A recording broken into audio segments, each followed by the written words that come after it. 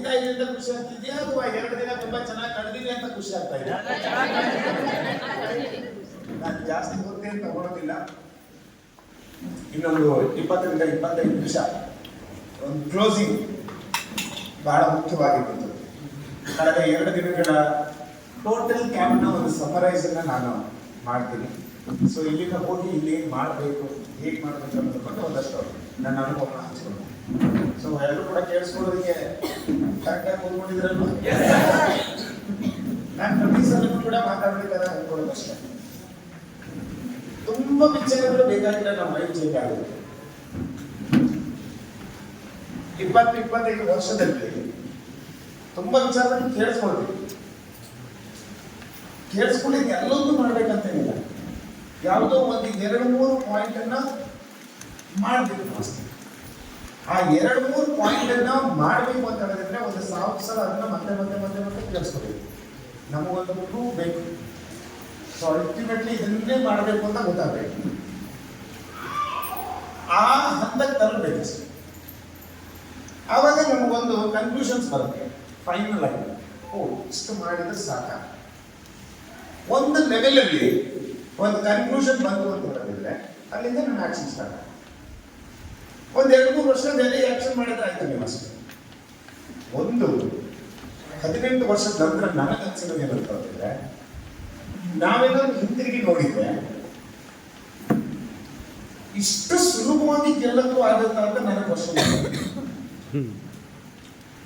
ನಿಮಗೇನು ಕಷ್ಟ ಅಂತ ಅನ್ಸುತ್ತೆ ಅದು ನನಗೆ ಬಹಳ ಸುಲಭ ಅಂತ ಅನ್ಸುತ್ತೆ. 18 ವರ್ಷದ ಜರ್ನಿಯಲ್ಲಿ ನನಗೆ ಯಾವತ್ತೂ ಕೂಡ ಇದು ತುಂಬಾ ದೊಡ್ಡ ಮಟ್ಟದ ಟೆನ್ಷನ್ ಅಥವಾ ಏನೋ ಯಾರು ಮಾಡಕ್ಕಾಗದಿರೋದು ಮಾಡಿದೀವಾ? ಇಲ್ವೇ ಇಲ್ಲ. ಎಲ್ಲರೂ ಮಾಡಿರುವಂತದ್ದೇ ಮಾಡಿರೋದು. ಬಟ್ ಒಂದೇನೋ ಮಾತಾಡೋದಿದ್ರೆ, ತುಂಬಾ ಜನ ಸ್ವಲ್ಪ ದಿನ ಟ್ರೈ ಮಾಡಿ ಬಿಟ್ಟರು, ನಾವು ಮಾತ್ರ ಅದನ್ನು ಕಂಟಿನ್ಯೂ ಆಗಿ ಮಾಡ್ತಾ ಇದ್ದೀವಿ.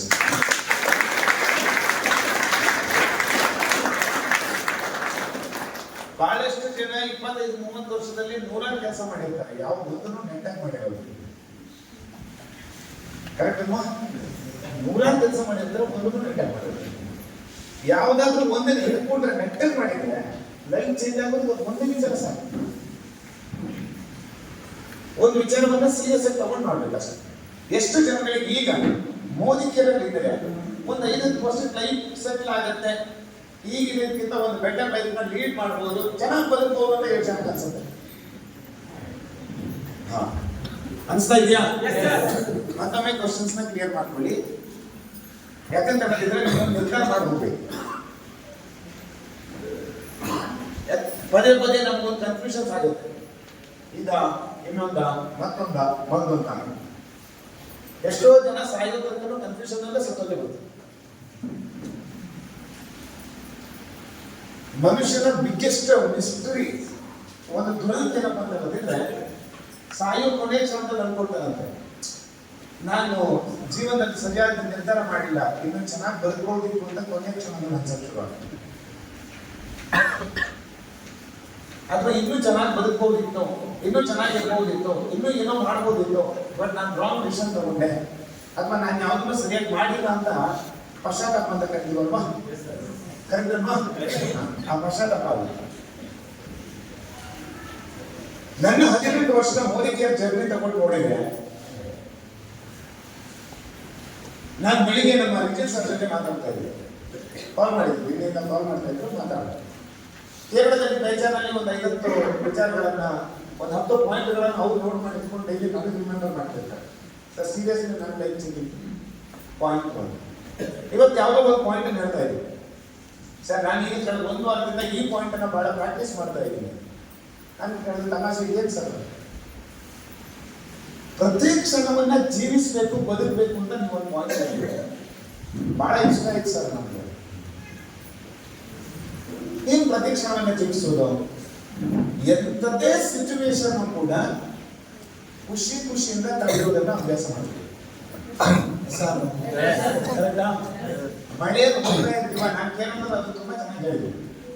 ಮಳೆಯಲ್ಲಿ ಬರ್ತಾ ಇದ್ದೀರಾ, ನೆನ್ಕೊಂಡು ಬರ್ತಾ ಇದ್ದೀರಾ, ಕೆಲವು ಅದೃಷ್ಟಶಾಲಿಗಳಲ್ಲಿ ನೀವು ಕೂಡ ಹೋಗ್ಬೋದು. ಯಾಕಂದ್ರೆ ಎಷ್ಟೋ ಜನಗಳಿಗೆ ನೆನೆಯ ಚಾನ್ಸ್ ಇಲ್ಲ ಇವತ್ತು. ಯಾಕಂದ್ರೆ ಮನೇಲಿ ಬೈದಿರ್ತಾರೆ, ನೀನು ಹೆಸರು ನೋಡಿ. ಎಷ್ಟೋ ಜನ ಮಳೆಯಲ್ಲಿ ನೆನೆಯದಂತಾನೆ ಬೇರೆ ಬೇರೆ ದೇಶಕ್ಕೆ ಪ್ರವಾಸ ಹೋಗ್ತಾರೆ.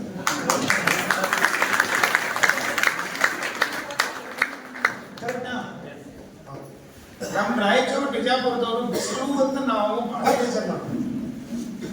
ಅದೇ ಬಿಸಿಲು ಬೇಕು ಅಂತ ಇಂಡಿಯಾಕ್ಕೆ ಫಾರಿನಿಂದ ಹುಡುಕೊಂಡ್ಬಂದು ಬೀಚಲ್ಲಿ ಬಟ್ಟೆ ಬಿಚ್ಚಾಕ ಮಾಡ್ಕೊಂಡಿದ್ದೀವಿ.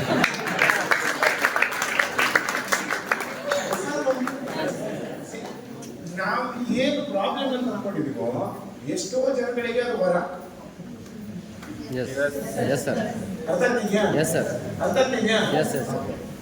ಈಗ 2 ದಿನದಿಂದ ನೀವೆಲ್ಲರೂ ಇದ್ದೀರಾ. ಎಷ್ಟೋ ಜನ ಕನ್ಸಿದೆ, ಅಯ್ಯೋ ನಮ್ಮ ಕರ್ಕೊಂಡ್ಬಂದು ಮಠಕ್ಕೆ ಸೇರಿಸ್ಬಿಟ್ಟಿದ್ದಾರೆ.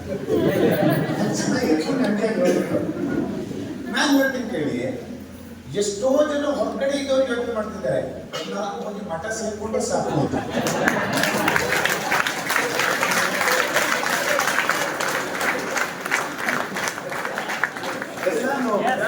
ನೀವು ಎಷ್ಟು ಸಲ ಅನ್ಕೊಂಡಿರ್ತೀರ ಲೈಫ್ ಟೆನ್ಷನ್ ಆದಾಗ ಯಾಕೆ ಬೇಕು ಎಲ್ಲಾದ್ರೂ ಹೋಗಿ 4 ದಿನ ಮಠ ಬಿಟ್ಟ ಸೇರ್ಕೊಂಡು ಮುಂದೆ ಅನ್ಸುತ್ತೆ ಇಲ್ವಾ? ಪ್ರಾಬ್ಲಮ್ ಏನಂದ್ರೆ ಇಲ್ಲಿ ಬಂದಾಗ ಅಲ್ಲಿ ಚಿಂತೆ. ಕರೆಕ್ಟಾ? ಮನೆಯಲ್ಲಿದ್ದಾಗ ಅದಕ್ಕೆ ಎಂದೂ ನೆಮ್ಮದಿ ಆಗಿಲ್ಲ. 1.5 ಲಕ್ಷ ಹೌದಾ? ನಾವು thanks to my applied leaders, ನಮಗೆ ಬಿಗಿನಿಂಗ್ ಮೋದಿಕೆಯನ್ನ ಪಾಠ ಏನು ಗೊತ್ತಾ? ಇರುವುದೆಲ್ಲವ ಬಿಟ್ಟು ಬಾರನೆಂಬುದನ್ನು ಬಿಡು, ಹರುಷಕ್ಕಿದೆ. KSRTC ಬಸ್ ನಾವು ಹೋಗ್ತಾ ಇರ್ತೀವಿ, ಆ ಬಸ್ಸಿನ ಹಿಂದ್ಗಡೆ ಒಂದು ಸ್ಲೋಗನ್ ಹಾಕಿದ್ದಾರೆ. ಕರೆಕ್ಟ್ ಅಲ್ವಾ? ಅದು ಎಷ್ಟು ಚೆನ್ನಾಗಿದೆ ಅಲ್ಲ ಕೋಡ್. ಅದೊಂದು ಕೋಡ್ ಅರ್ಥ ಆಯ್ತು ಅಂತ ಹೇಳಿದ್ರೆ ಲೈಫಲ್ಲಿ ಅದಕ್ಕಿಂತ ಬೇರೆ ಯಾವ ಉಪದೇಶದ ಮೇಲೆ ಯಾವ ಟ್ರೈನಿಂಗು ಬೇಡ. ಏನ್ ಮುಂದೆ ಬರುತ್ತೆ ನನಗೆ ಗೊತ್ತಿಲ್ಲ. ಈಗ ಇರೋದ್ರಲ್ಲಿ ಖುಷಿ ಪಡೋದ್ರಲ್ಲಿ ನಿಜವಾದಂತ ಸ್ವಾರ್ಥ ಇದೆ.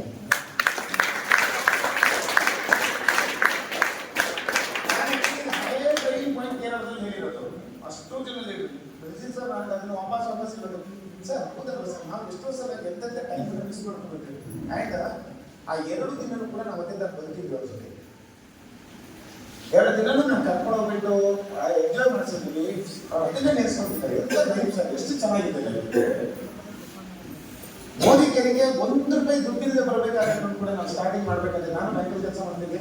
ಚೆನ್ನಾಗಿತ್ತು ಲೈಫ್, ಬ್ಯಾಂಕಲ್ಲೂ ಬ್ಯಾಲೆನ್ಸ್ ಇತ್ತು. ನಮ್ಮ ತಂದೆ ತಾಯಿ ಥ್ಯಾಂಕ್ಸ್ ಹೇಳ್ತೀವಿ. ನಿನ್ನೆ ನಾನು ನನ್ನ ಫ್ರೆಂಡ್ ಅವರು ಮಾತಾಡ್ತಾ ಇದ್ದೀನಿ ಇಷ್ಟೊತ್ತಿಗೆ, ಮೊನ್ನೆ ಶುಕ್ರವಾರ. ಇಲ್ಲಿ ನಮ್ಮ ಕ್ಲೋಸ್ ಫ್ರೆಂಡ್ ಇದ್ದಾರೆ ಅಂತ ಸುಮತ್ತೆ, ಅವ್ರು ಮಾತಾಡ್ತಾರೆ. ಸರ್ ನಮ್ಮ ಅಪ್ಪ ನಮ್ಗೆ ರಿಸ್ಕೇ ಕೊಟ್ಟಿಲ್ಲ ಸರ್, ಟೆನ್ಷನ್ನೇ ಕೊಟ್ಟರು, ನಮ್ಮನ್ನು ಆರಾಮಾಗಿ ಬೆಳೆಸಿದ್ರು. ಇವತ್ತು ನಾವು ಹಾಗೆ ಚೆನ್ನಾಗಿದ್ದೀವಿ. ನನಗೂ ಅಷ್ಟೇ, ನಮ್ಮ ಅಪ್ಪ ಯಾವತ್ತೂ ನಮ್ಮನ್ನು ಏನು ಮಾಡ್ತೀವಿ ಅಂತ ಕೇಳಿದ್ರು. ನೀನು ಏನು ಓದ್ತಿ ಅಂತ ಕೇಳಿಲ್ಲ, ಓದಿದ್ದು ನಮ್ಮದೇ ಚಾಯ್ಸ್. ಯಾವ ಕೆಲಸಕ್ಕೆ ಹೋಗ್ತಿ ಅಂತ ಕೇಳಿಲ್ಲ, ನಮ್ಮದೇ ಚಾಯ್ಸ್. ಮೋದಿಗೆ ಏನಾದರೂ ಮಾಡ್ಕೊ, ಚೆನ್ನಾಗಿರೋ ಅಷ್ಟೇ. ಅವರು they're the most luckiest people. ಒಂದಕ್ಕೆ ನಮ್ಮಲ್ಲಿ ಅವರು ತುಂಬ ತಲೆ ಕೆಡಿಸ್ಕೊಂಡಿಲ್ಲ, ನಾವು ಅವ್ರ ಬಗ್ಗೆ ತಲೆ ಕೆಡಿಸ್ಕೊಂಡಿಲ್ಲ. ನಮ್ಗೆ ಎಷ್ಟೋ ಸಲ ಅನ್ಸುತ್ತೆ ಆ ಫ್ರೀಡಮ್ ನಮ್ಮನ್ನ ಇಲ್ಲಿಗೆ ಬೆಳೆಸೋದಕ್ಕೆ ಹೆಲ್ಪ್ ಮಾಡಬೇಕು ಅಂತ ಹೇಳ್ತಿದ್ದೆ. ನಾನು ಕೂಡ ಅದನ್ನು ಹೇಳ್ತಿದ್ದೆ. ಮೋದಿಕೇರಿ ಬಂದಾಗ ₹100-120 ಚಕ್ರ ಎಷ್ಟೋ ಜನ ಅಯ್ಯೋ ಇಷ್ಟೇ ಚಕ್ರ ಅಂತ ಅಂದ್ಬಿಟ್ಟು ಬೇಜಾರಾಗ್ತದೆ. 1 ವರ್ಷ 2 ವರ್ಷ ಮಾಡ್ಬೇಕಾದಾಗ ₹300-400-500 ಬರ್ತಾ ಇತ್ತು. ಎಷ್ಟೋ ಜನ ಅದನ್ನ ನೋಡ್ಕೊಂಡು ಹೋಗ್ತಾ ಇತ್ತು. ನಮಗೆ ಬಹಳ ಖುಷಿ. 20 ಸಾವಿರ ಬದುಕಿದ್ದೀವಿ, ಈಗ ₹300 ತಿಂದೆ ಬದುಕ್ತಾ ಇದ್ದೀವಿ. ಕರೆಕ್ಟ್ ಅಲ್ವಾ? 20 ಸಾವಿರ ಇದ್ರೆ ₹10,000 ಬರುತ್ತೆ. ₹300 ತಿಂಗಳ ಪೂರ್ತಿ ಬದುಕೋದು ಕೂಡ ಕಲೆ ಕಲ್ತಿದ್ದೀವಿ.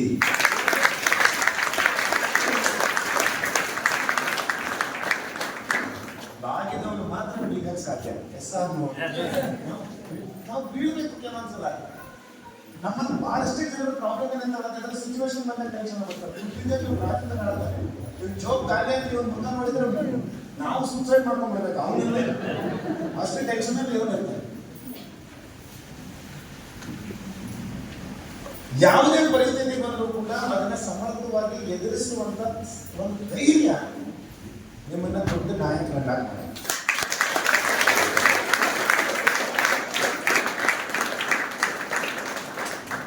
ಈ ಎಜುಕೇಶನ್ ಬೇಸಿಕ್ ಡೇಸ್ ಅಲ್ಲಿ ನಮ್ಮ ಅಪ್ಪನೇ ನಡೆಸ್ಕೊಂಡು ತುಂಬಾ ಚೆನ್ನಾಗಿ ಹೇಳ್ಕೊಡ್ತೀವಿ. ನಮಗೆ ಮಳೆಯಲ್ಲಿ ನೆನೆಬೇಕಾದ್ರೆ ನಮಗೆ ತುಂಬಾ ಚೆನ್ನಾಗಿ ಡ್ರೀಮ್ ಮಾಡ್ತೀವಿ. ಮಳೆ ನಿಂತ್ಕೊಂಡ್ ಬಂದಿದ್ದೀರಾ, ಬೈಕಲ್ಲಿ ಬಂದಿದ್ದೀರಾ, ಖುಷಿ ಪಡಿ. ಇನ್ನೊಂದು 3 ವರ್ಷ ಆದ್ಮೇಲೆ ನೀವು ಬೈಕಲ್ಲಿ ಬರುವಂತ ಮಳೆಯಲ್ಲಿ ನೆನೋ ಅವಕಾಶನೇ ಸಿಗೋದಿಲ್ಲ, ಕಾರಲ್ಲಿ ಬರ್ತೀರಾ. ಈಗ ಇದು ಅಂತ ನಿಮ್ಗೆ ಗೊತ್ತಿದ್ದಾರೆ. ನಾವು ಫುಟ್ಪಾತಲ್ಲಿ ಕೂತ್ಕೊಂಡು ತಿನ್ಬೇಕಾದಾಗ ಎಂಜಾಯ್ ಮಾಡಿದಷ್ಟು 5 ಸ್ಟಾರ್ ಹೋಟ್ಲಲ್ಲಿ ಕೂತ್ಕೊಂಡಾಗ ನಾವು ಎಂಜಾಯ್ ಮಾಡಿದ್ದಿಲ್ಲ. ಯಾಕಂದ್ರೆ ಫುಟ್ಪಾತಲ್ಲಿ ಕೂತ್ಕೊಂಡು ತಿನ್ಬೇಕಾದ್ರೆ ಒಂದು ಡ್ರೀಮ್ ಇತ್ತು. ಇದು ಎಷ್ಟು ದಿನ, ಒಂದೊಂದು ದಿನ 5 ಸ್ಟಾರ್ ಹೋಟ್ಲಲ್ಲಿ ಕೂತ್ಕೊಂಡು ತಿಂತೀವಿ, ಇದನ್ನ ಎಂಜಾಯ್ ಮಾಡಬೇಕು. ಈಗ 5 ಸ್ಟಾರ್ ಅಲ್ಲಿ ಕೂತ್ಕೊಂಡು ಫುಟ್ಪಾತಿಗೆ ಹೋಗ್ತೀವಿ ಅಂತ ಯೋಚನೆ ಮಾಡೋಕ್ಕಾಗಲ್ಲ. ಆಕ್ಚುಲಿ ರಿಯಲ್ ಮಜಾ ಇರೋದು ಕಷ್ಟದಲ್ಲಿದ್ದಾಗ, ಶ್ರೀಮಂತರಾದಾಗ.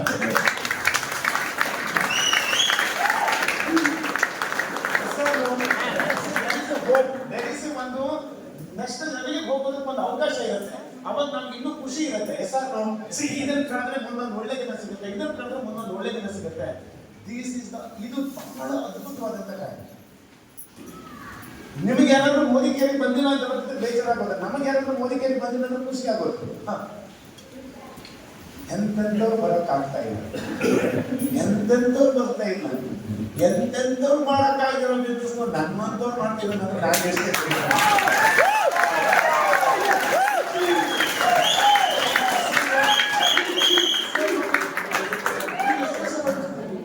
ಮಾಡಕ್ಕಾಗಿರೋ ಬಿಸ್ನೆಸ್ ನಾನು ಮಾಡ್ತಾ ಇದ್ದೀನಿ ಅಂದ್ರೆ ನೀವು ಎಲ್ಲರಿಗಿಂತ ನಾನು ಗ್ರೇಟ್.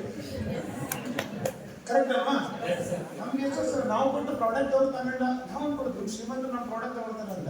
ಅದು ನಮ್ಮ ಪ್ರಾಡಕ್ಟ್ ತಗೊಳ್ಳಲ್ಲ, ನಾವು ಅನ್ಕೊಳ್ಳೋದು ಅಯ್ಯೋ ಇವ್ರ ಯೋಗ್ಯತೆಗೆ ಇನ್ನೊಂದು ಕೋಲ್ಗೇಟ್ಗೆ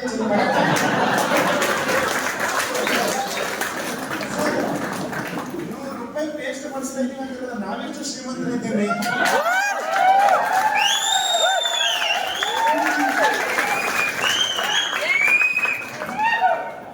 ಹೌದಲ್ವಾ? ಯಾರಾದ್ರೂ ಬಂದು ಒಂದು ಇಬ್ಬರನ್ನ ಜಾಯಿನ್ ಮಾಡಕ್ ಆಗಲ್ಲ ಅಂತ ಅನ್ಕೊಳ್ಳೋದು ನಾವು. ಅಯ್ಯೋ ಇವನ್ ಮುಖ ಒಂದು ಇಬ್ಬರನ್ನೂ ಕರೆಯಕ್ ಆಗಲ್ಲ. ನಮ್ಮ ಹತ್ರ ಅಟ್ಲೀಸ್ಟ್ ಒಂದು 10 ಜನನಾದ್ರೂ ಸೇರಿಸ್ತೀವಿ. ಪ್ರತಿ ಹಂತದಲ್ಲೂ ಕೂಡ ನಮ್ಮನ್ನ ನಾವು ಮೇಲ್ಮಟ್ಟದಲ್ಲಿ ನೋಡ್ಕೊಳ್ಳೋದು ಒಬ್ಬ ನಾಯಕನಿಗೆ ಇರಬೇಕಂತ ಒಳ್ಳೆ.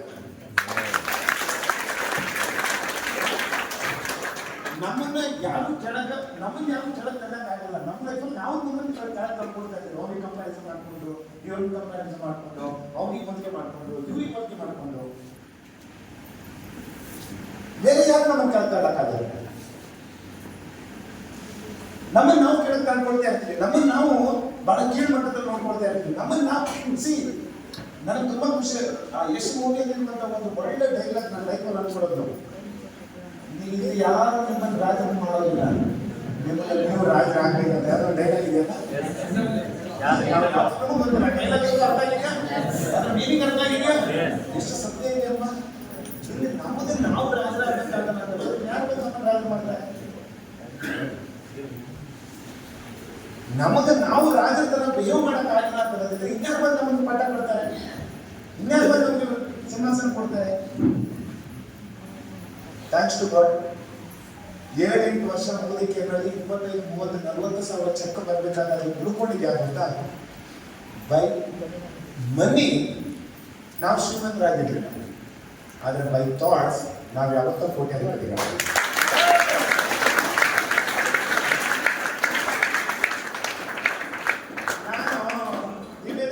ರವೀಶ್ಗೆಲ್ಲ ಪ್ಲಾನ್ ಕೊಡ್ಬೇಕಾದ್ರೆ ನನಗೆ ತುಂಬಾ ಚೆನ್ನಾಗಿ ಗೊತ್ತಿದೆ. ರವೀಶ್ ಅವ್ರನ್ನ ನಮ್ಮ ಉಮೇಶ್ ಸರ್ ಒಂದು ಗೋಡನ್ ಕೂತ್ಕೊಂಡು ನಾನು ಹೇಳಿ ಕೊಡ್ತಿದ್ದೆ, ಪ್ಲಾನ್ ಕೊಡ್ತಿದ್ದೆ. ಏನಾರ ಕೆಲಸ ಮಾಡ್ತಾ ಇದ್ದೀನಿ ಇನ್ಫೋಸಿಸ್ ಅಲ್ಲಿ ಹೇಳ್ಕೊಟ್ಟಿದ್ರು ನೋಡಿ. ನಮ್ಮ ಕಾನ್ಫಿಡೆನ್ಸ್ ಲೆವೆಲ್ ನೋಡಿ. ಇವರು ಆರ್ಟ್ಸ್ ಕಾಲೇಜಲ್ಲಿ ಲೆಕ್ಚರರ್ ಜೊತೆಗೆ UPSC ಓದ್ಬೇಕು ಅಂತ ಬುಕ್ ನನ್ನ ತಗೊಳಕ್ಕೆ ಇವ್ರು ದೊಡ್ಡ ಮಾಡೋದು ಟ್ರೈ ಮಾಡ್ತಿದ್ದಾರೆ. ಅವರು ಆಲ್ರೆಡಿ ಡಿಗ್ರಿ ಮುಗಿಸ್ಕೊಂಡು ಇನ್ಫೋಸಿಸ್ ಕೆಲಸ. ನಾನು ಆಫ್ಟರ್ ಆಲ್ ಡಿಗ್ರಿ ಫೇಲು ಯಾವುದು ನೆಟ್ಟೆ ಮಾಡಿದ್ದೆ. ಯಾವುದು ನೆಟ್ಟಾಗಿಲ್ಲ, ನಮ್ದು ಏನೂ ಕರೆಕ್ಟ್ ಇಲ್ಲ. ನಮ್ದು ಆವಾಗ ಮೋದಿ ಕೇಳ್ಕೊಂಡು ಎಷ್ಟು ದುಡ್ಡು ಬರುತ್ತೆ ನನಗೂ ಗೊತ್ತಿಲ್ಲ. ನನ್ನ ಹತ್ರ ಕಾರ್ ಇಲ್ಲ, ಬೈಕ್ ಇಲ್ಲ, ಏನೂ ಇಲ್ಲ. ಇವರಿಗೆಲ್ಲ ಮಾತಾಡ್ಬೇಕಾದ್ರೆ ನಾನು ಬ್ರಿಟಿಷ್ ಹತ್ರ ಕೂತ್ಕೊಂಡು ಕೇಳ್ತಿದ್ದೆ, ಏನಪ್ಪ ಓದಿದ್ದೆ, ಡಿಗ್ರಿ ಓದಿದ್ದೆ, ಇನ್ಫೋಸಿಸ್ ಕೆಲಸ ಎಷ್ಟು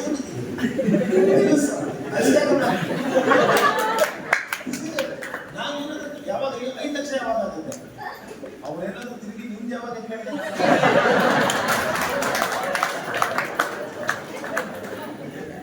ನಿಮ್ಗೆ ಯಾವಾಗ 5 ಲಕ್ಷ ಬರುತ್ತೆ ಅಂತ ನನಗೂ ದೇವರನ್ನೇ ಗೊತ್ತಿರಲಿಲ್ಲ.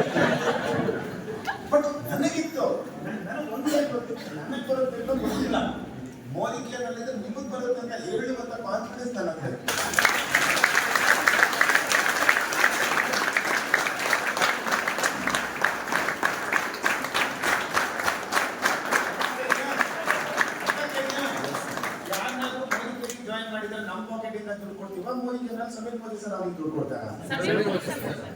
ನನಗನ್ಸೋದು ಏನಂತಂದ್ರೆ, ನಾವು ಆಫ್ಟರ್ ಆಲ್ ಹೋಟೆಲ್ ಕೆಲಸ ಮಾಡ್ಕೊಂಡಿದ್ದು ಮಾಡ್ತಾ ಇದೀವಿ. ಇಷ್ಟೆಲ್ಲ ಎಜುಕೇಶನ್ ಮಾಡ್ಕೊಂಡು ಇವ್ರೇನಾದ್ರು ಬಂದ್ ಮಾಡಿದ್ರೆ ನಾನು ಅವಾಗ ಹೇಳ್ತಾ ಇದ್ದೆ, ಅಯ್ಯೋ ನಾನು ಬಿಟ್ಬಿಡ, ನೀವು 2 ವರ್ಷದಲ್ಲಿ ಲಕ್ಷ ದುಡಿಬಹುದು, ನಿಮಗ ಕೆಪಾಸಿಟಿ ಇದೆ.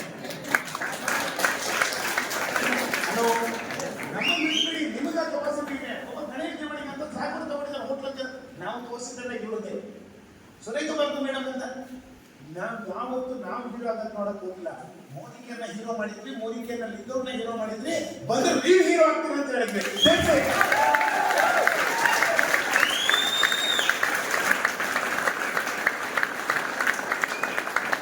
Modicare product is hero. ಮೋದಿಕೇರ್ನ ಸಮೀರ್ ಮೋದಿ ಸರ್ ಕೋಟ್ಯಾಧಿಪತಿ. ಮೋದಿಕೇರಲ್ಲಿ ಬಂದವ್ರು 1 ಜನ ಕೋಟ್ಯಾಧಿಪತಿ ಆಗಿದ್ದಾರೆ. ಆ ತಾಕತ್ ನಿಮ್ಮ ಹತ್ರ ಇದ್ರೆ ನಿಮ್ಮನ್ನು ಕೋಟ್ಯಾಧಿಪತಿ ಮೋದಿ ಕೇರ್ ಮಾಡುತ್ತೆ, ನಾನಲ್ಲ.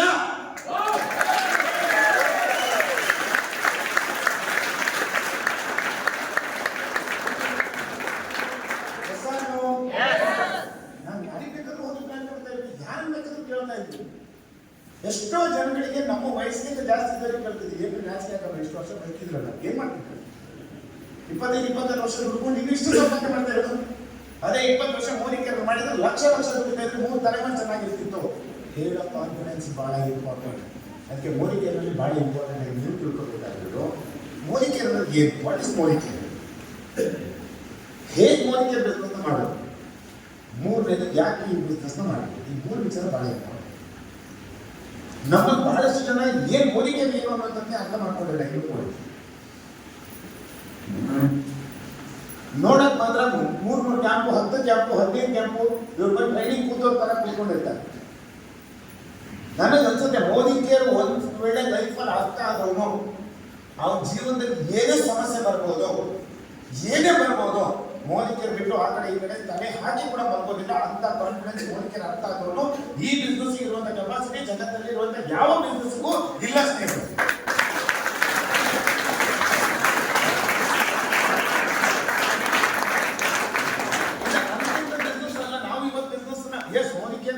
ಸಂಪಾದನೆ ಮಾಡಿದ್ವಿ, ಇನ್ವೆಸ್ಟ್ಮೆಂಟ್ ಮಾಡಿದ್ವಿ, ಬೇರೆ ಬೇರೆ ಅಫ್ಕೋರ್ಸ್ ಲ್ಯಾಂಡ್ ಇರ್ಬೋದು, ಗೋಲ್ಡ್ ಇರ್ಬೋದು, ಬಿಸ್ನೆಸ್ ಇರ್ಬೋದು, ಇನ್ವೆಸ್ಟ್ಮೆಂಟ್ ಮಾಡಿದ್ವಿ. ಬಟ್ ಎಲ್ಲಾ ರೀತಿಯಾದಂತ ಇನ್ವೆಸ್ಟ್ಮೆಂಟ್ಗೂ ಮೂಲ ಬಂಡವಾಳ ನಮಗೆ ಕೊಟ್ಟಿರೋದು Modi care, Modi care, Modi care, Modi care.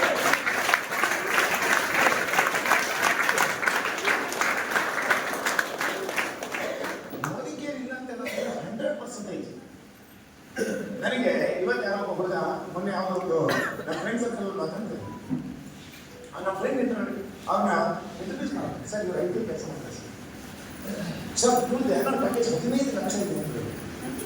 ಅವ್ರನ್ನ ಇಂಟ್ರೊಡ್ಯೂಸ್ ಮಾಡ್ತಿರ್ಬೇಕು ರೀತಿ ನೋಡಿದ್ರೆ ಬಿಸ್ನೆಸ್ ಮ್ಯಾನ್ ಸರ್, ಶಿವಮೊಗ್ಗದಲ್ಲಿ ಇಷ್ಟು ಜಾಗ ಇವ್ರಿಗೆ ಏನು ಕಮ್ಮಿ ಇಲ್ಲ ಸರ್, ನಿಮಗೆ ಏನೋ ಪ್ಯಾಕೇಜ್ ಬಿಟ್ಟು 15 ಲಕ್ಷ ಇದೆ ಸರ್, ಆದರೂ ಇನ್ನೇನೋ ಮಾಡಬೇಕಂತ ಆಸೆ ಇದೆ ಅಂತ.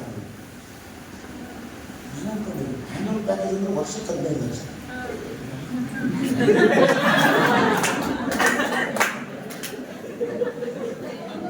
ನಾನು ಅನ್ಕೊಂಡೆ ಇವ್ರ ಬಗ್ಗೆ ಈ ತರ ಬಿಲ್ಡಪ್ ಕೊಡ್ತಾರಂತ ಹೇಳಿದ್ರೆ ಇವಕ್ಕೆ ನನ್ನ ಆನ್ಯುವಲ್ ಇನ್ಕಮ್ ಅಲ್ಲಿ ಗೊತ್ತಿಲ್ಲ, ನನ್ನ ಬಗ್ಗೆ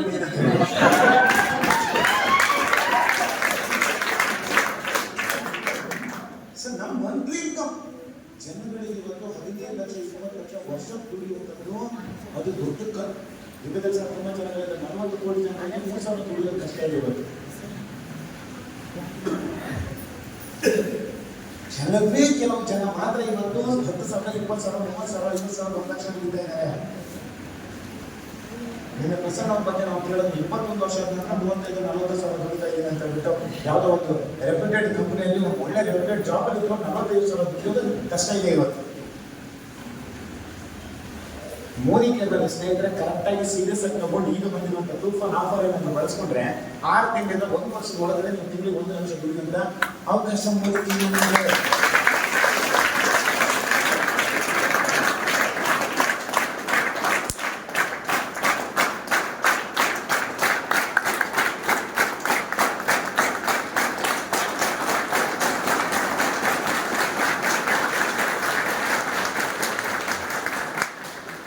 ಯಾರಿಗೆ ಅರ್ಥ ಆಗುತ್ತೆ ಅಂತ ಲೈಫ್ ಬಗ್ಗೆ ತುಂಬಾ ಕ್ಲಾರಿಟಿ ಇರೋರಿಗೆ ಬಿಸ್ನೆಸ್ ಅರ್ಥ ಆಗುತ್ತೆ. ಇನ್ನೊಂದಿಷ್ಟು ಜನ ಬಂದಿರ್ತಾರೆ ನಿಮ್ಮ ಲೈಫ್ ಬಗ್ಗೆ ಕ್ಲಾರಿಟಿ ಇರೋದಿಲ್ಲ, ಯಾರೋ ನಿಮ್ಮನ್ನು ಹೋಗ್ಕೊಂಡು ಬಂದಿರ್ತಾರೆ, ಯಾರನ್ನೋ ಬರುವಂತ ಬಂದು ಕೂತ್ಕೊಂಡಿರ್ತೀವಿ, ಸರ್ ನೀವು ಹೇಳಿದ್ರು ಅಂತ ಬಂದು ಅಂತ ಹೇಳ್ತಾರೆ. ನಾನು ಹೇಳ್ತೀನಿ ಅವ್ರು ಹೇಳಿದ್ರು ಅಂತ ಬರಕ್ ಹೋಗ್ಬೇಡ, ನಾಳೆ ಇರೋದು ಸಾಯ್ಬೇಕು ಅಂತ ನಾವು ಹೇಳಿ ಸಾಯಕ್ಕಾಗಲ್ಲ. ನಮ್ಮ ಫ್ರೆಂಡ್ ಹೇಳಿದಂತ ಮೋನಿಕೆ ಬಿಸ್ನೆಸ್ ಬಂದೆ ನಾಳೆ ಹೇಳ್ತಾರೆ ಸಾಯಿ ಅಂತ ಮುಗಿಸಾಯ್ತಿಲ್ಲ, ಯಾರೋ ಹೇಳಿದ್ದೀರಲ್ಲ ಮಾಡಕ್ಕೆ ಹೋಗ್ಬಿಟ್ಟು ನಿಮ್ಗೆ ಹೇಗೆ ಪತ್ರ ಮಾಡಿ ನಿಮಗೆ ಈ ಬಿಸ್ನೆಸ್ ಬೇಕಾ ಅಷ್ಟು ಅರ್ಥ ಮಾಡ್ಕೊಳ್ಳಿ. ನಿಮಗೆ ಈ ಬಿಸ್ನೆಸ್ ಬೇಕಾ 10 ಸಲ ಮೋದಿಕೆಯನ್ನ ಸೀರಿಯಸ್ ಆಗಿ ಕೂತ್ಕೊಂಡು ಅರ್ಥ ಮಾಡ್ಕೊಳ್ಳಿ.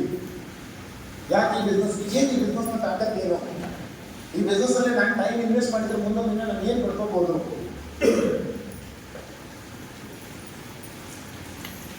ಕೋವಿಡ್ ಇಂದ ಇಲ್ಲಿ ತನಕ ನಾನು ಡಿಫ್ರೆಂಟ್ ಬಂದಿಗೆ ಥ್ಯಾಂಕ್ಸ್ ಹೇಳ್ತೀನಿ. ಎಂತ ಬಿಸ್ನೆಸ್ ಒಳಗಡೆ ನಾವಿಲ್ಲ.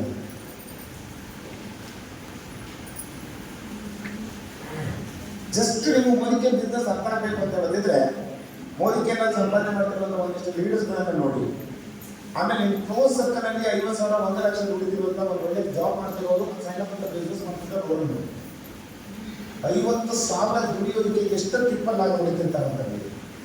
ಇಲ್ಲಿ ಮೊಬೈಲ್ ಹೇಳಿದ್ದಾರೆ 3 ಬಿಸ್ನೆಸ್ ಮಾಡ್ತಿದ್ದಾರೆ ಗೊತ್ತಿದೆ. ಇಲ್ಲಿ ಭಾಳ ಜನ ಬಿಸ್ನೆಸ್ ನನಗೆ ಪರಿಚಯ ಆದ ಬಗ್ಗೆ ಹೇಳಿದ್ರು, ಇನ್ನು ಕೆಲವರು ಕೇಳಿದಾಗ ಗೊತ್ತಾಗಿದೆ ಒಂದು 50,000 ದುಡಿಯೋದಕ್ಕೆ ಎಷ್ಟು ಕಷ್ಟ ಇದೆ ಅಂತ ಬೆಳಗಿನ ಸಂಜೆ. If you don't mind sir, ನಾನು ನಿಮ್ಮ ಒಂದು ಬಿಸ್ನೆಸ್ ಇದನ್ನು ತಗೊಳ್ತೀನಿ, ಒಂದು ಎಕ್ಸಾಂಪಲ್ ತಗೊಳ್ತೀನಿ. ನಾವು ಬಾಟಾ ತಗೊಳ್ತಾ ಇದ್ವಿ, ಈ ಸಲ ನಿಮ್ಮ ತಗೊಳ್ತೀವಿ. ಫುಟ್ವೇರ್ ಬಿಸ್ನೆಸ್ ಮಾಡ್ತಿದ್ದಾರೆ, ಕರೆಕ್ಟ್ ಅಲ್ವಾ ಸರ್? ಎಷ್ಟು ಲಕ್ಷ ಬಂಡವಾಳ ಹಾಕಿದ್ದೀವಿ? 15 20 ಲಕ್ಷ ಬಂಡವಾಳ ಹಾಕಿದ್ದಾರೆ ಫುಟ್ವೇರ್ ಬಿಸ್ನೆಸ್. ಗೊತ್ತಿರೋದಿಲ್ಲ, ಒಂದು ರೆಪ್ಯೂಟೆಡ್ ಬಿಸ್ನೆಸ್ ಅನ್ನ ನೀವು ಬಂಡವಾಳ ಹಾಕ್ಬೇಕಂತ ಬಾಟಾ ಶೋರೂಮ್ ತೆಗಿಬೇಕಂತಂದ್ರೆ 50 60 ಲಕ್ಷ ಬಂಡವಾಳ ಹಾಕ್ತೀವಿ. ಇವ್ರದ್ದು ಓನ್ ಬಿಸ್ನೆಸ್ ಆಗಿರೋದ್ರಿಂದ ಒಂದು 15 ಲಕ್ಷಕ್ಕೆ ಇವ್ರಿಗೆ ಬೇಕಾಗಿರೋದೆಲ್ಲ ಮಾಡ್ಕೊಂಡಿದ್ದೀವಿ, ಕರೆಕ್ಟ್ ಅಲ್ವಾ ಸರ್? ಇವ್ರದ್ದು 3 ಬಿಸ್ನೆಸ್ ಇದೆ. ಫುಟ್ವೇರ್ ಬಿಸ್ನೆಸ್ ಬಂದ್ರೆ ಫಸ್ಟ್ ಬಂದ ತಕ್ಷಣ ಅವ್ರು ಬಂದ್ಬಿಟ್ಟು ನಮ್ಮನ್ನ ಯಾರು ಬಂದಿದ್ದಾರೆ ಅಂತ ನೋಡಲ್ಲ ಸರ್, ನಿಮ್ಗೆ ಯಾವ ಸೈಜ್ ಬೇಕು ಅಂತ ಹೇಳ್ಬಿಟ್ಟು ಕೂರಿಸ್ಬಿಟ್ಟು ನಮ್ಮ ತಾನೇ ನಾವು ಇದಕ್ಕೆ ಬಾಟಾಕ್ಕೆ ಎಕ್ಸಾಂಪಲ್ ಕೊಡ್ತಾ ಇರ್ತೀವಿ. 15 ಲಕ್ಷ ಬಂಡವಾಳ ಹಾಕೊಂಡು ಕೂತಿದ್ದೀನಿ, ನಾನು 3 ಬಿಸ್ನೆಸ್ ಇದೆ, ಬೇಕಾದ್ರೆ ಅವನಿಗೆ ಬೇಕಾದ್ರೆ ಅವ್ನು ಹಾಕೊಂಡು ಹೋಗ್ಲಿ ಅಂತ ಕೂತ್ಕೊಂಡು ಅವ್ರ ಬಿಸ್ನೆಸ್ ಆಗಲ್ಲ ಸರ್. 7 ನಂಬರ್ ಬೇಕಾ 8 ನಂಬರ್ ಬೇಕಾ ಒಂದು ಚೂರು ಅವ್ರಿಗೆ ಯಾವತ್ತೂ ಕೂಡ ಯಾರು, ಯಾಕಂದ್ರೆ customer is king of you, customer is god. ಹುಡುಗದ ಜೋರಾದಂತ ಚಪ್ಪಾಳೆ.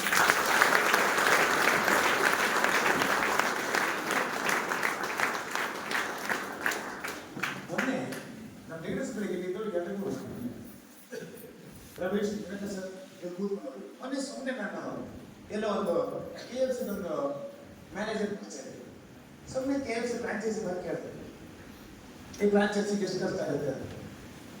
ಒಂದು KFC ಫ್ರಾಂಚೈಸಿ ತಗೋಬೇಕಂತಂದ್ರೆ ನಿಯರ್ಲಿ 1 ಕೋಟಿ ರೂಪಾಯಿ ಇನ್ವೆಸ್ಟ್ ಮಾಡಬೇಕು. ಒಂದು KFC ಫ್ರಾಂಚೈಸಿ ತಗೋಬೇಕಂತಂದ್ರೆ 1 crore ರೂಪೀಸ್ ಇನ್ವೆಸ್ಟ್ ಮಿನಿಮಮ್. ಇದೊಂದು ಸಣ್ಣ ಏರಿಯಾದಲ್ಲಿ, ಇನ್ನು ದೊಡ್ಡ ಏರಿಯಾದಲ್ಲಿ ಅಂತಂದ್ರೆ 2-3 ಕೋಟಿ ಆಗ್ತದೆ. ಎಲ್ಲ ಏರಿಯಾದಲ್ಲಿ ಕೊಡೋದಿಲ್ಲ, ಮೆಟ್ರೋಪಾಲಿಟನ್ ಸಿಟೀಸ್ಗಳಲ್ಲಿ ಇಂತಿಷ್ಟು ಬಿಸ್ನೆಸ್ ಆಗುತ್ತೆ ಅಂತ ಹೇಳಿದ್ರೆ ಅವ್ರು ಕೊಡೋದಿಲ್ಲ. 1 ಕೋಟಿ ಇನ್ವೆಸ್ಟ್ ಮಾಡ್ತಾರೆ, 1-1.25 ಕೋಟಿ ಇನ್ವೆಸ್ಟ್ಮೆಂಟ್ ಆಗುತ್ತೆ ಅಂತ ಹೇಳಿ ರಿಟರ್ನ್ಸ್ ಎಷ್ಟಿದೆ ಅಂತ ಕೇಳಬೇಕು. ಯಾಕಂದ್ರೆ ಮ್ಯಾನೇಜರ್ ತುಂಬ ಕ್ಲೋಸ್ ಆಗಿಲ್ಲ, ಟೋಟಲ್ ಸೇಲ್ಸ್ ಎಲ್ಲರೂ ತಗೊಂಡೆ ಸರ್ ತಿಂಗಳಿಗೆ 1 ಲಕ್ಷ ಉಳಿಯುತ್ತೆ ಸರ್. 1 ಕೋಟಿ ಬಂಡವಾಳ ಹಾಕಿರುವಂಥ ಬಿಸ್ನೆಸ್ ಅಲ್ಲಿ ತಿಂಗಳಿಗೆ ಸಂಪಾದನೆ ಮಾಡೋದು ಜಸ್ಟ್ 1 ಲಕ್ಷ ರೂಪಾಯಿ.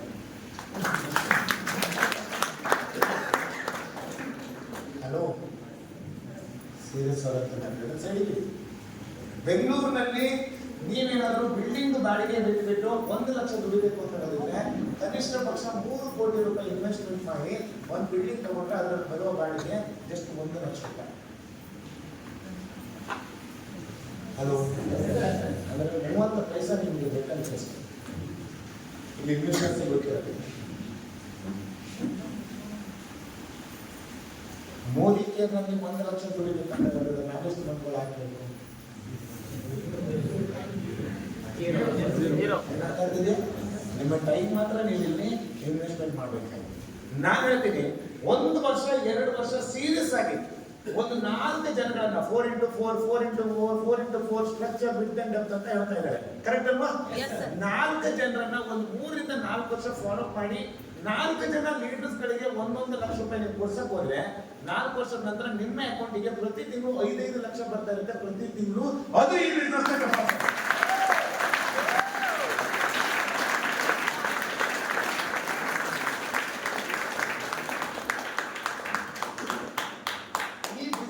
ನೀವು ಗೆಲ್ಬೇಕಂತ ಹೇಳಿದ್ರೆ ಬೇರೆಯವ್ರನ್ನ ಗೆಲ್ಲಿಸಲೇಬೇಕು. ಇದೇ ಈ ಬಿಸ್ನೆಸ್ ನ ಬ್ಯೂಟಿ. ಹೊರಗಡೆ ಬಿಸ್ನೆಸ್ ಅಲ್ಲಿ ನಾವು ಸಂಪಾದನೆ ಮಾಡ್ಬೇಕು ಅಂತ ಹೇಳಿದ್ರೆ ಯಾರನ್ನಾದ್ರೂ ಒಬ್ಬರು ತುಳಿಲೇಬೇಕು. ಕಾಂಪಿಟೇಷನ್ ಇದ್ದೇ ಇರುತ್ತೆ, ಏನು ಮಾಡಕ್ಕಾಗಲ್ಲ. ಅದು ಬಿಸ್ನೆಸ್ ಅಲ್ಲಿ ಇರುವಂತದ್ದು. ಆದ್ರೆ ಈ ಬಿಸ್ನೆಸ್ ಅಲ್ಲಿ ನಾವು ಇನ್ನೊಬ್ಬರು ಬೆಳೆಸಿದ್ರೆ ಮಾತ್ರ ಬೆಳೆಯಕ್ಕಾಗುವಂತ ಬಿಸ್ನೆಸ್. ಒಳ್ಳೆತನದಿಂದ ಸಂಪಾದನೆ ಮಾಡೋದಕ್ಕೆ ಒಂದು ಒಳ್ಳೆ ದಾರಿ ಇದೆ ಅಂತ ಹೇಳಿದ್ರೆ ಅದನ್ನು ಒಳ್ಳೆ ಮನಸ್ಸಿಂದ ಮಾಡ್ಬೇಕಾ ಬೇಡ?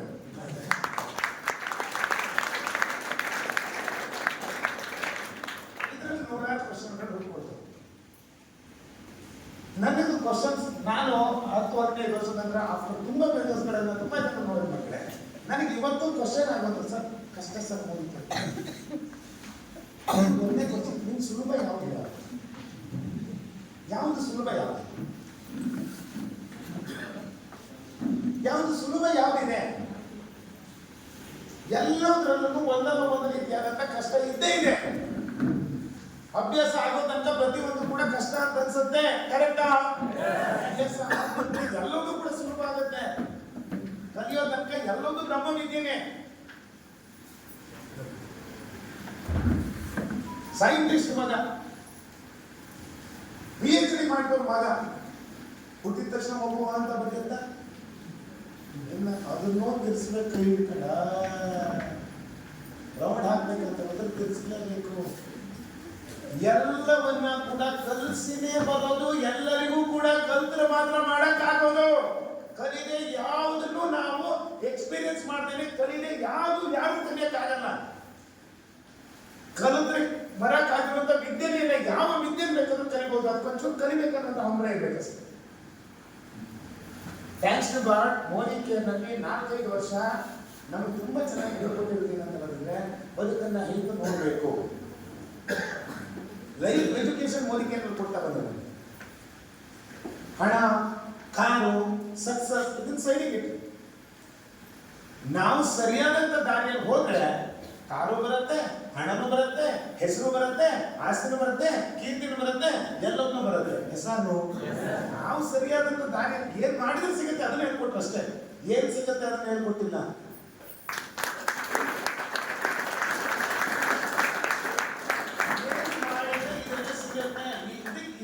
ನಿನ್ ಕಾರ್ ತಗೋಬೇಕಾ? ಕಾರ್ ಕೊಡ್ಸ್ತೀನಿ ಅಂತ ಹೇಳಿಲ್ಲ. ಕಾರ್ ತಗೋಬೇಕಂತ ಹೇಳಿದ್ರೆ ಇದನ್ನ ಮಾಡ್ಬೇಕಂತ ಹೇಳ್ಕೊಟ್ರು. ಹಲೋ, ಲಕ್ಷ ನೀವು ಯಾರಿಗೂ ಲಕ್ಷ ಕೊಡಿಸ್ತೀನಿ ಅಂತ ಹೇಳ್ಬಿಡ್ರಿ. ಇದನ್ನ ಮಾಡಿದ್ರು ಲಕ್ಷ ಬರುತ್ತೆ ಅಂತ ಹೇಳ್ರಿ. ಮಾಡುವನು ಬರುತ್ತೆ, ಮಾಡದಿದ್ದು ಸೈಡಿಗೆ ಹೋಗ್ತಾರೆ.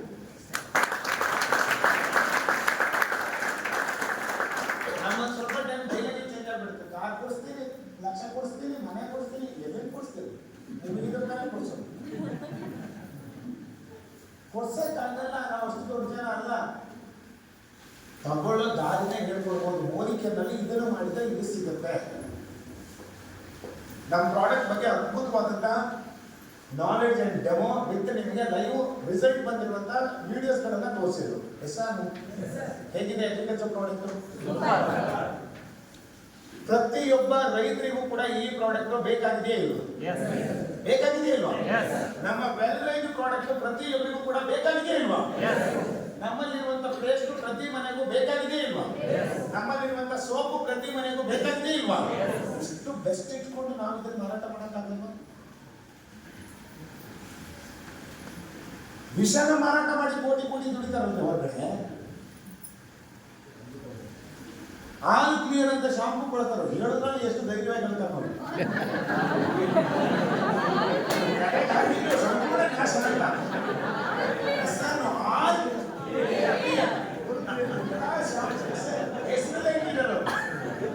ಈಗ ಬಳಸಿದವರೆಲ್ಲ ಕೈ ಮೇಲೆ ಇಟ್ಕೊಂತಾರೆ. ಕರೆಕ್ಟಾ? All clear. ಅವ್ರು ಹೇಳ್ತಾರೆ ಇದನ್ನ ಹಾಕಿದ್ರೆ ಕೂದಿರಲ್ಲ. All clear.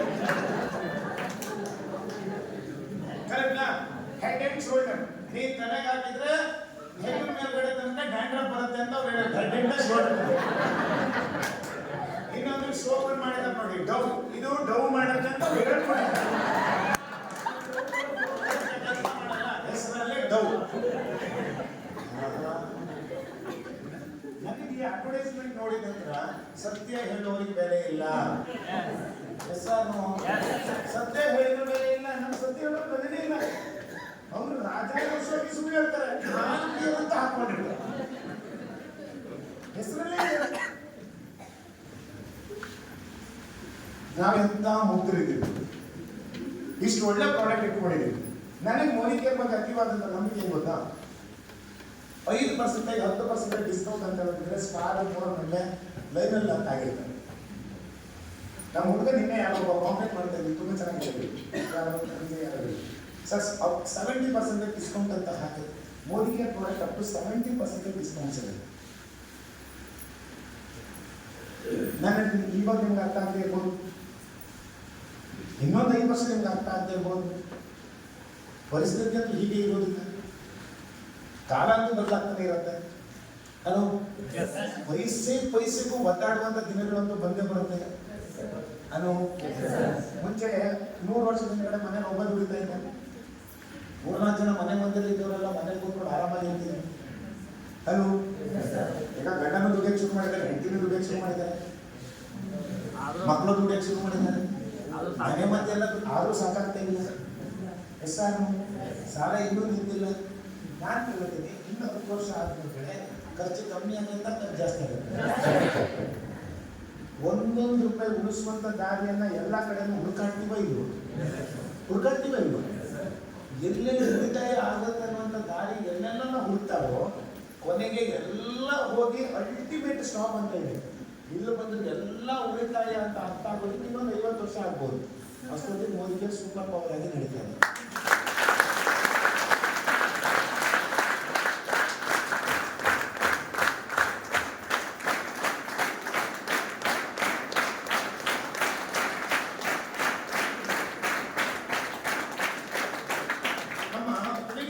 ಸುರೇಖಬಾಬು ಮೇಡಮ್ ತಿಂಗಳಿಗೆ ಇವತ್ತು 10 ರಿಂದ 15 ಟ್ರಿಪ್ ಮಾಡ್ತಾರೆ. ಎಲ್ಲ ಅನೌನ್ಸ್ ಮಾಡೋದನ್ನ ನಾವು ಮಾಡಿ ಹೋಗ್ತೇವೆ. ಕೋಟಿಗಟ್ಟಲೆ ದುಡಿದಿದ್ದಾರೆ. ವರ್ಷಕ್ಕಂತೂ 8 ರಿಂದ 10 ಟ್ರಿಪ್ ನಮ್ಮ ಫಿಲಿಪ್ ಸರ್ ಮತ್ತೆ ನೀನು ಮೇಡಮ್ ಫ್ಯಾಮಿಲಿ ಸಮೇತ ಅವ್ರು ಹೋಗ್ತಾ ಇದ್ದಾರೆ, ನಮಗೆ ಕಳಿಸ್ತಾ ಇದ್ದಾರೆ. ಅವ್ರದ್ದೊಂದು ಟಾರ್ಗೆಟ್ ಇದೆ, ವರ್ಷಕ್ಕೆ ಇಂತಿಷ್ಟು ಕಂಟ್ರಿಗಳಿಗೆ ಹೋಗಿ ಬರಬೇಕು. ಯಾಕೆ ಹೋಗಿ ಬರ್ತಾರೆ ಗೊತ್ತಾ? 20-25 ವರ್ಷದ ಹಿಂದೆ ಕೆಲವೊಂದು ಸೀರಿಯಸ್ ಆಗಿ ಓದಿಗೆ ನಿರ್ದಿಷ್ಟ ಮಾಡಿದ್ರು. ಒಂದು 10-15 ಟೀಮನ್ನು ತುಂಬ ಚೆನ್ನಾಗಿ ಡೆವಲಪ್ಮೆಂಟ್ ಮಾಡಿದ್ರು. ಇವಾಗ ನಮ್ಮ ಪಾಟಿ ನಾವು ಬಿಸ್ನೆಸ್ ಮಾಡ್ತಾ ಇದ್ದೀವಿ. 25, 30, 50, 60, 70, 80 ಲಕ್ಷ ಮಂದಿಗೆ ಹೋಗ್ತಾ ಇದ್ದೀವಿ. ಅದಕ್ಕೆ ಖರ್ಚು ಮಾಡೋಕ್ಕೆ ಬೇರೆ ಬೇರೆ ದೇಶ ಸುತ್ತಾಗಲೇಬೇಕಲ್ಲ.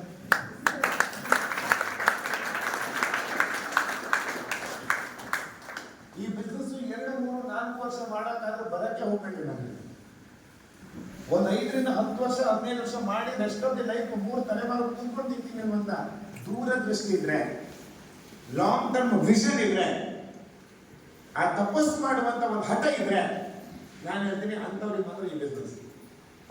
ಈಸಿ ಮನಿ ಬೇಕಾ? ಕೂಲಿ ಕೆಲಸಕ್ಕೆ ಹೋಗಿ, ಅಲ್ಲೇ ಹೋಗೋಣ. ಆವತ್ತು ಕೆಲಸಕ್ಕೆ ಹೋಗಿ ಸಂಬಳ ಸಿಗುತ್ತೆ, ಸಂಜೆ ತಗೊಂಡು ಬನ್ನಿ, ಕೇಳ್ಕತ್ತ ನಾಟಕ ಬಂದು ಹೆಸರು ನಾಟಕ ಬಂದು ಬಸ್ ಅವಾಗ ಹೋಗೋಣ. ಅವಾಗ ಕೂಲಿ ಸಿಗುತ್ತೆ, ಮುಗಿ. ಈ ಬಿಸ್ನೆಸ್ ಅಂತಲ್ಲ, ಇದು ಒಂದೊಂದೇ ಇಟ್ಟಿಗೆನೆ ಜೋಡಿಸೋ ಬಿಸ್ನೆಸ್ ಇದು. ಒಬ್ಬೊಬ್ಬ ವ್ಯಕ್ತಿಗಳನ್ನ ಜೋಡಿಸೋ ಬಿಸ್ನೆಸ್ ಇದು. ಸುಲಭ ಅಂತ ಅನ್ಸೋದಿಲ್ಲ, ಕಷ್ಟ ಅಂತ ಅನ್ಸ್ಬೋದು.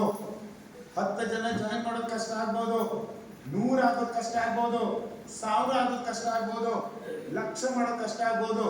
1,00,000 ಆದ್ಮೇಲೆ ಕಡೆ ನಿಮ್ಗೆ ಸ್ಟಾಪ್ ಮಾಡೋದು ಕಷ್ಟ ಆಗುತ್ತೆ.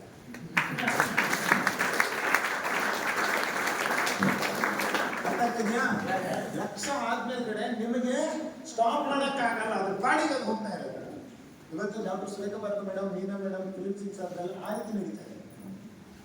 ಇವತ್ತು ಅವ್ರು ನೆನೆಸ್ಬೇಕಂದ್ರೆ ನಾವು ನೆನೆಸ್ತಾ ಇದ್ವಿ, ನಾವು ನೆನೆಸ್ಬೇಕಂದ್ರೆ ನೀವು ನೆನೆಸಕ್ಕಾಗಲ್ವೇ? ಎಸ್ಆರ್ನು ಜಸ್ಟ್ ಇಮ್ಯಾಜಿನೇಷನ್ ಮಾಡ್ಕೊಳ್ಳಿ. 50 ವರ್ಷದಲ್ಲಿ ನಿಮ್ಮ ಟೀಮಲ್ಲಿ ನಾನು ಹೇಳ್ತೀನಿ 1000 ಜನ ಬೇಡ, ಜಸ್ಟ್ ಇಮ್ಯಾಜಿನೇಷನ್ ಮಾಡ್ಕೊಳ್ಳಿ. 10 ವರ್ಷದಲ್ಲಿ ನಮ್ಮ ತರ ದಿವ್ಯದರ್ ಸರ್ ತರ, ರಾಘು ಸರ್ ತರ, ದಿನಕರ್ ಸರ್ ತರ, ರಂಜಿತ್ ಸರ್ ತರ, ರವೀಶ್ ಸರ್ ತರ, ಪ್ರಶಾಂತ್ ಸರ್, ಸಚಿನ್ ತರ 100 ಜನ ಬೇಡ, ಬರೀ 10 ಜನ ನಿಂತ್ಕೊಂಡು ನಿಮ್ಗೆ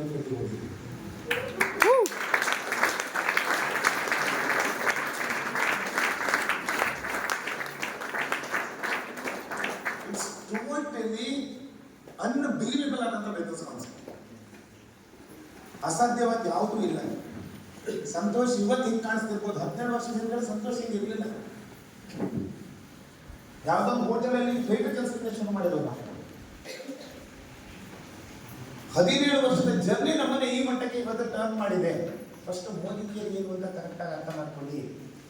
ನನಗೆ ಯಾರಾದರೂ ಬಂದು ಮೋದಿ ಕೇರ್ ನಡೆಯುತ್ತಾ ಹೋಗುತ್ತೆ ಅಂತ ಕೇಳಕ್ಕೆ ನನಗೆ ಒಂದೇ ನನ್ನ ಮನಸ್ಸಲ್ಲಿ ಅನ್ಕೊಂಡಿದ್ದು, ನಡೆಯಲ್ಲ ಅಂತ ಹೇಳಕ್ಕೆ ಇವನು ಯಾವುದೋ ದೊಡ್ಡ ನಾಯಕ. ಸಮುದ್ರದ ನೀರಿಗೆ ನಾನು ಕಡ್ಡಿ ಅಲ್ಲಾಡ್ತೀನಿ ಅಂತ ನಿಮಗೆ ಎಷ್ಟೊತ್ತು ಕಡ್ಡಿ ಅಲ್ಲಾಡ್ಸ್ಬೋದು? ನಾನು ಟೈಮ್ ಪಾಸ್ ಮಾಡಕ್ ನಾನು ನೀರಂತೂ ಹರಿದ ಇರುತ್ತೆ. ಎಸ್ ಆ ಫೋರ್ಸನ್ನ ಕರೆಕ್ಟಾ?